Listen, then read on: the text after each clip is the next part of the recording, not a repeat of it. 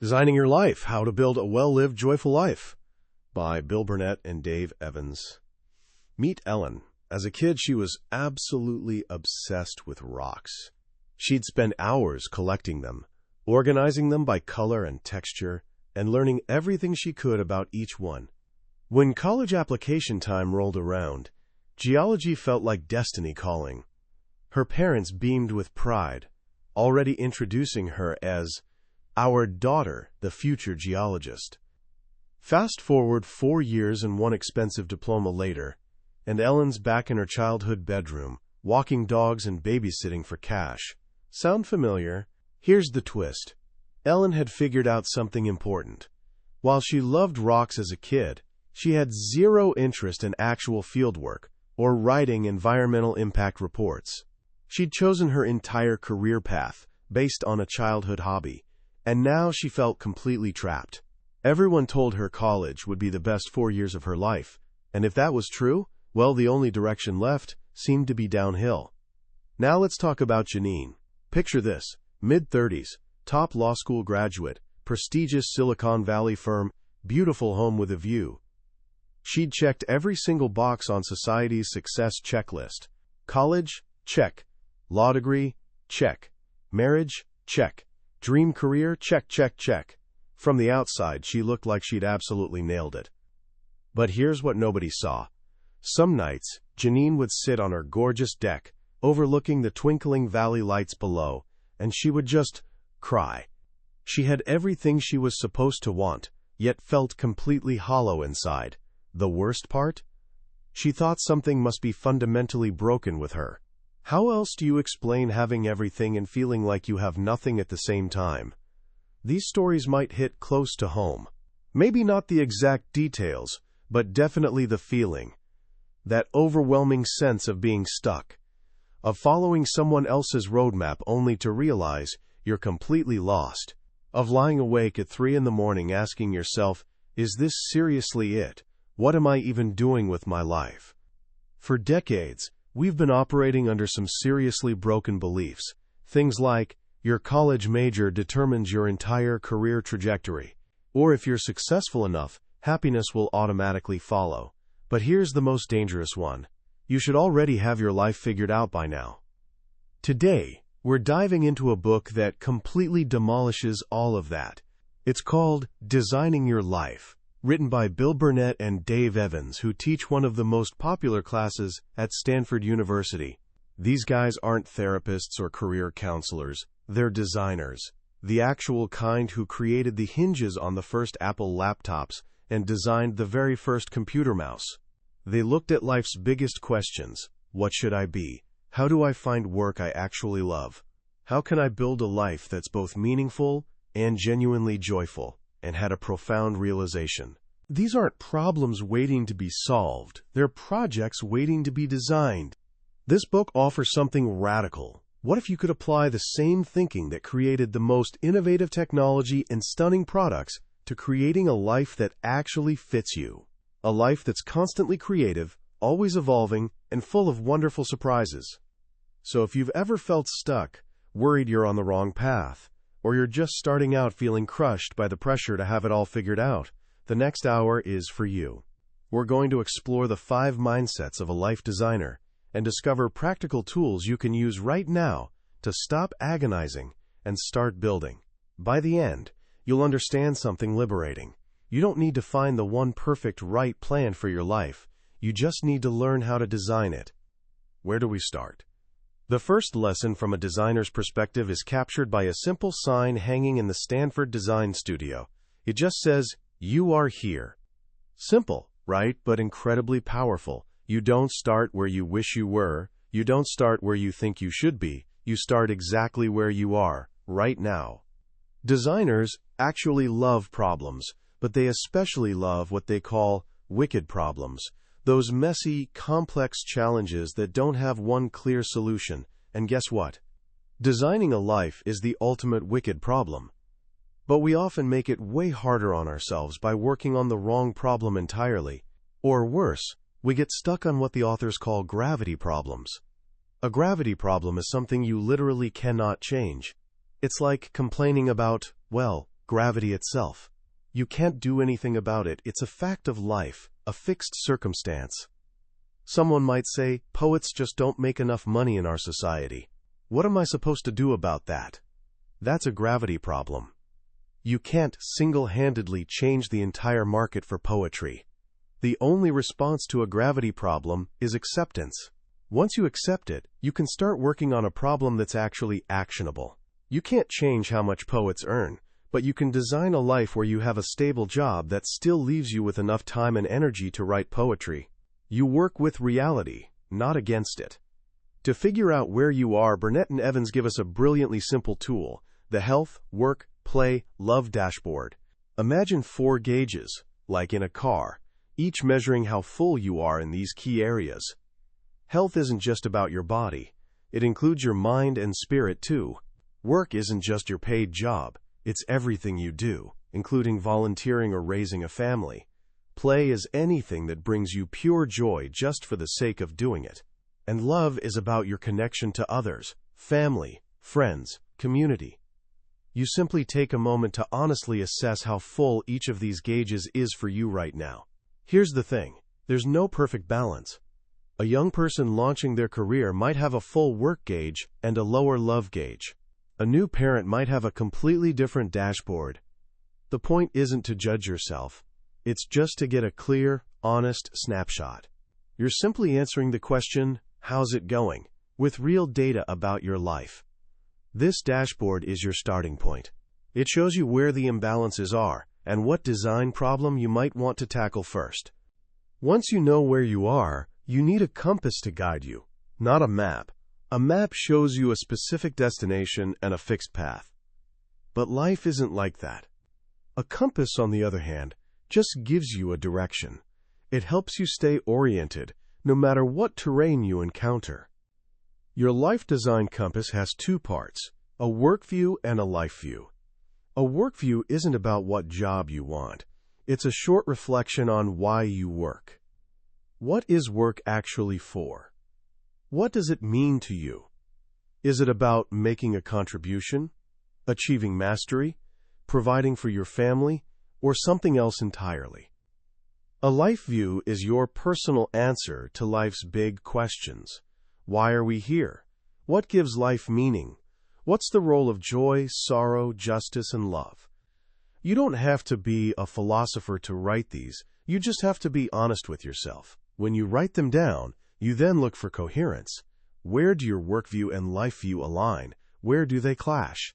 For example, if your life view says you value leaving the planet better than you found it, but you're working for a company that's actively polluting, that lack of coherence is going to create a deep sense of unease. Living a coherent life means you can connect the dots between who you are, what you believe, and what you're actually doing. This alignment creates your true north. It's the internal compass that helps you know when you're on course and when you need to make a correction. With your compass in hand, you're ready to begin the art of wayfinding, figuring out where you're going when you don't actually know the destination. Your first clues aren't found in deep thought, but in paying attention to your daily experience. Specifically, you need to track 2 things, engagement and energy. This brings us to one of the most practical tools in the book, the Good Time Journal. It's beautifully simple. For a few weeks, you keep a log of your daily activities. Next to each activity, you note how engaged you were and how energized you felt. Engagement is about being focused and interested. When you're truly engaged, you might experience what psychologists call flow. Flow is that magical state where you're so absorbed in an activity that time seems to disappear. You feel completely in the zone. Maybe it happens when you're solving a complex problem, playing an instrument, or even just chopping vegetables for dinner. Flow is a powerful clue to what truly captivates you. Energy is slightly different. Some activities might be engaging but leave you completely drained afterward. Others might be quiet and simple, but they somehow replenish your energy. The goal of the Good Time Journal is to catch yourself in the act of having a good time, and to see which activities fuel you, versus which ones drain you dry. This isn't just about feeling good, it's about data. The story of Michael, a civil engineer, illustrates this perfectly. He was absolutely miserable in his job and convinced he needed a completely new career, maybe in finance. But after keeping a good time journal, he discovered something surprising. He actually loved tackling complex, solitary engineering problems. What drained him was the administrative work and dealing with difficult clients. He didn't need a new career at all. He needed to redesign his current one to include more of the work that brought him to life.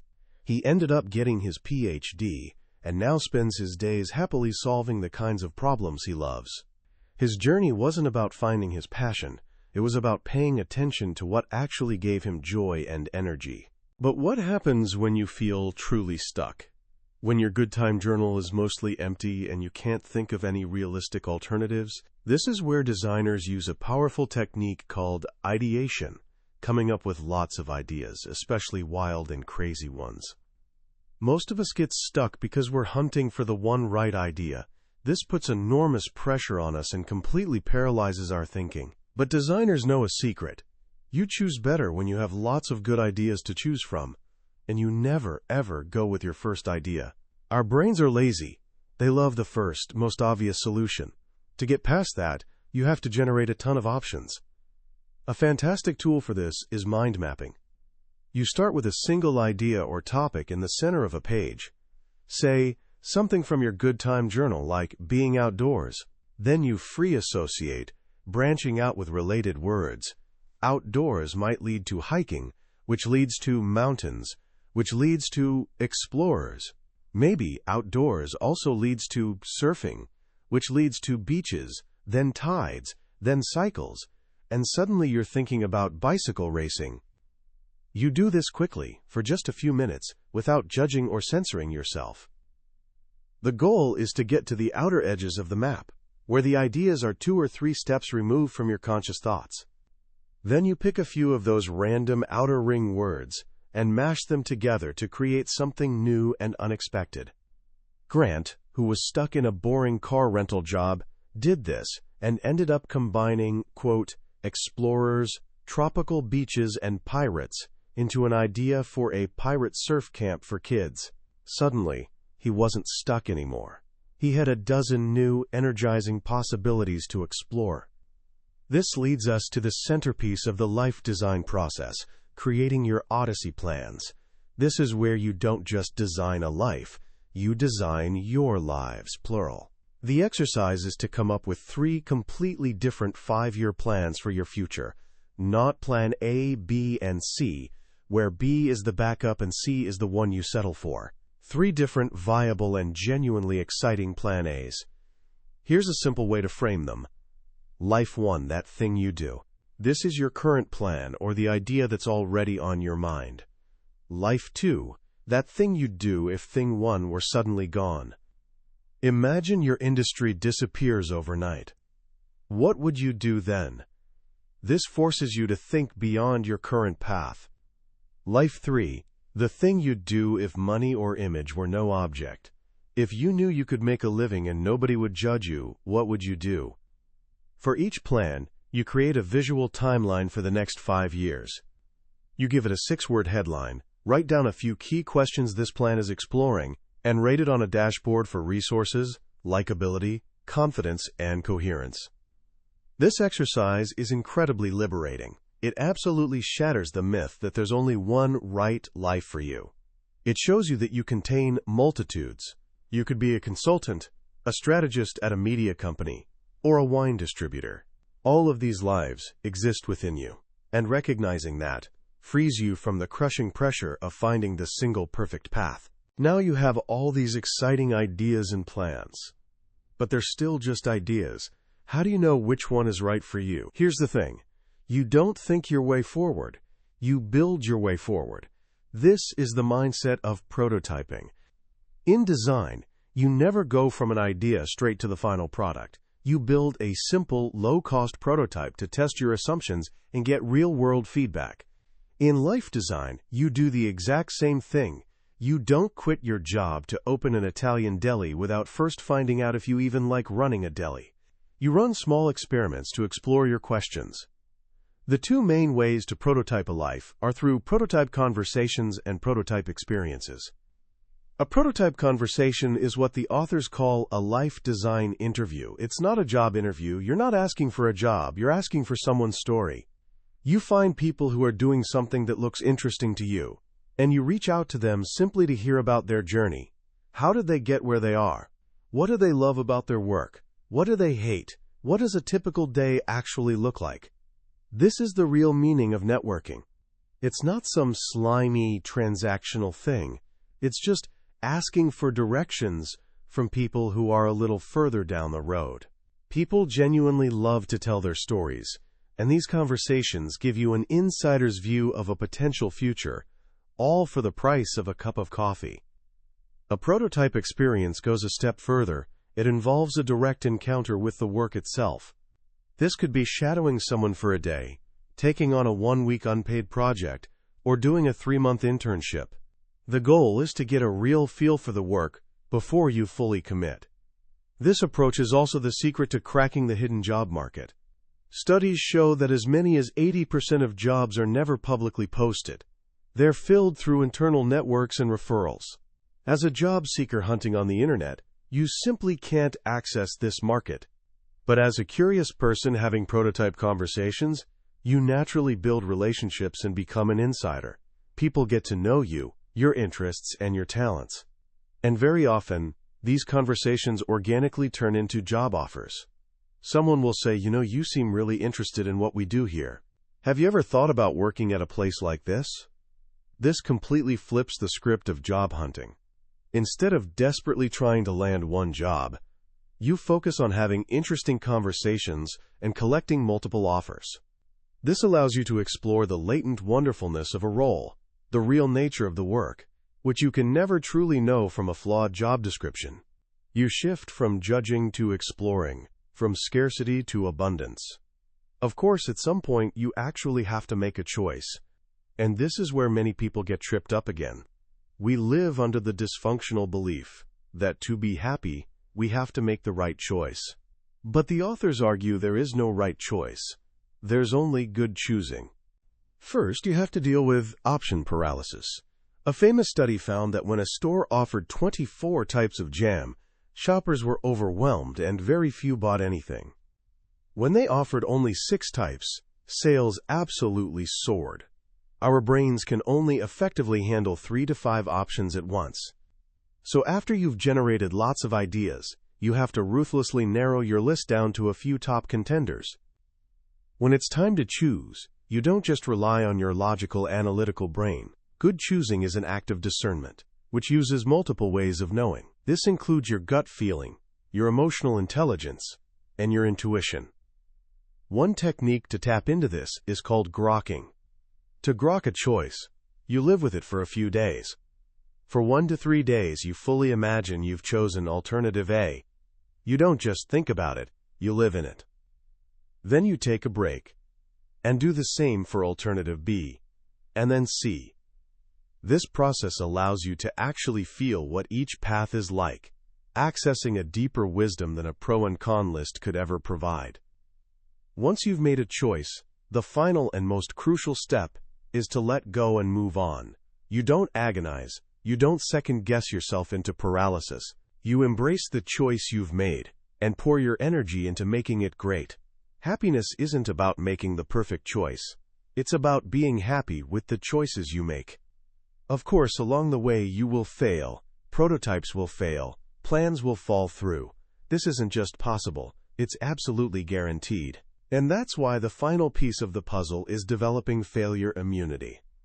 Failure immunity doesn't mean you'll never experience disappointment. It means you become immune to being defined by it. You reframe failure as part of the process. Life isn't a finite game where you either win or lose. It's an infinite game where the goal is simply to keep playing. Each failure is just data. It's the raw material for your next success. The authors provide a failure reframe exercise. 1. Log your failures. 2. Categorize them. Are they simple screw-ups? Are they weaknesses, things you're just not good at, or are they growth opportunities? 3. Identify growth insights. For the growth opportunities, what can you learn? What could you do differently next time? This simple process turns setbacks into learning, building the grit and perseverance that are essential for a well-designed life.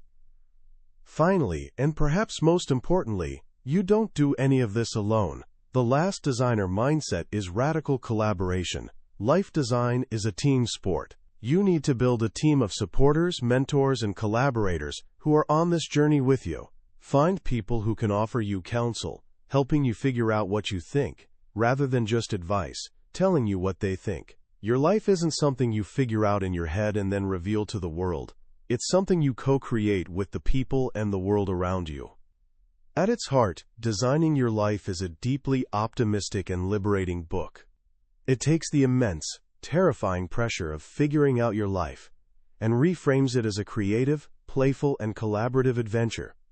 The most powerful lesson, for me, is the shift away from finding the one right answer and toward building a life that's an authentic expression of who you are. Right now, the world today, especially with the internet, presents us with a paradox of choice. We see a seemingly infinite number of paths we could take, which often leads to paralysis rather than freedom. The book's advice to narrow your options to a manageable number, make a good choice with the information you have, and then fully commit to it, is incredibly practical wisdom for the modern age. It's a powerful antidote to the fear of missing out. What also stands out is the deep humanity of this approach.